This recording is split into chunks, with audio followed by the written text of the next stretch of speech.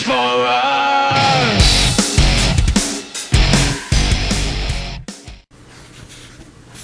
Riddle of the Great Beings, Chapter 5.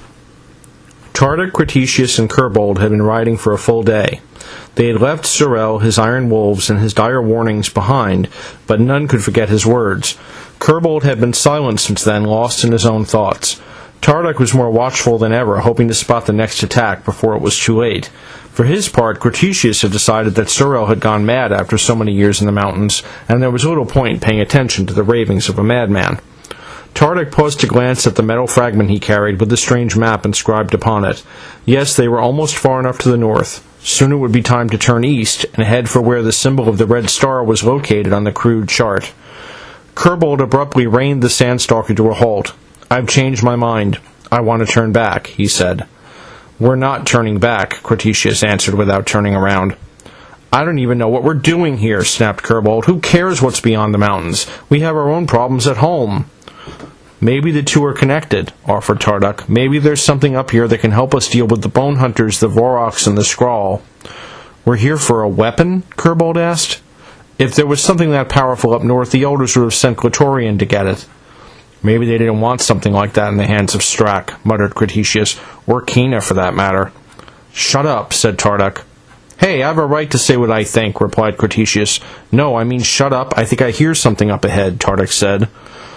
All three went silent. Now they could all hear it. A harsh, keening sound like the song sung by a chorus of the dead. It seemed to be coming from a forest in the distance. "It's the wind," said Cretaceous. "You know, big blast of hot air enough to knock a person over. Sort of like Skidonius after a win in the arena." "I know it's the wind," answered Tardik. "I just never heard wind like that before." "The Forest of Blades," said Kerbold. "Up ahead.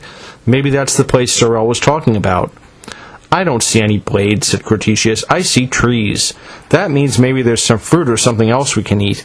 I'm hungry enough to eat Thornax stew at this point, even cold Thornax stew." Tardik started to say something back, but even the thought of cold Thornax stew was so nauseating that he had to swallow hard to keep from getting sick. Cretaceous had spurred his Sandstalker on and was riding ahead. Kerbold hesitated for a long moment before following. Sitting on the animal right behind Kerbold, Tardik felt a moment of relief. He didn't want to lose a team member, and he doubted Kerbold would be able to make it back to Equinox safely on his own. They needed to stick together. As the small band rode closer, they noticed something strange. Faint sunlight was glittering off what appeared to be swords sticking out of trees. It almost looked as if the forest was armed, as strange as that seemed. "Must be a weird kind of tree to grow branches like that," said Kerbold. "I guess we know how the place got its name." "Do we?" said Tardik. "Look closer." Kerbold peered through the morning mist. What he had thought was just a gleaming branch was, in fact, a sword, and it wasn't sticking out of the wood. It was held in the hand of a warrior trapped halfway inside the trunk of the tree. Kerbold gasped. He suddenly realized that there were scores of warriors here, their bodies merged with the wood of the forest, still clutching their weapons. It was as if the trees had reached out and grabbed them and wouldn't let go. He couldn't tell if the warriors were still alive or not. "That's horrible," he said. "What do you think?" Tardik asked Cretaceous. The fire Agori just stared at the awful forest for a long time. Then he said, "No natural forest behaves this way. I hate to say it, but Sorel was right. The Element Lords were here. This is power over plant life at work. These warriors might have been here since the war, for all we know." "If they're alive, we have to save them," said Tardik. "That means going in there," replied Cretaceous. Tardik nodded. Kerbold yanked on the reins, turning the Sandstalker around. "You can get off right here, Tardik," said Kerbold. "I'm going back." Tardik knew he should argue with him, but he couldn't think of a good argument. The sane thing to do was to head back to the desert and try to forget this terrible place existed. But something told him there was more at stake here than just the discovery of new knowledge or the solving of a puzzle. More and more he felt like they were on a mission, and a vital one. Without a word, Tardik jumped down from the Sandstalker. Then he climbed up onto Cretaceous's mount. "Be careful, Kerbold. The way back might be more dangerous than the way here." Kerbold nodded toward the Forest of Blades. "Same to you, friend.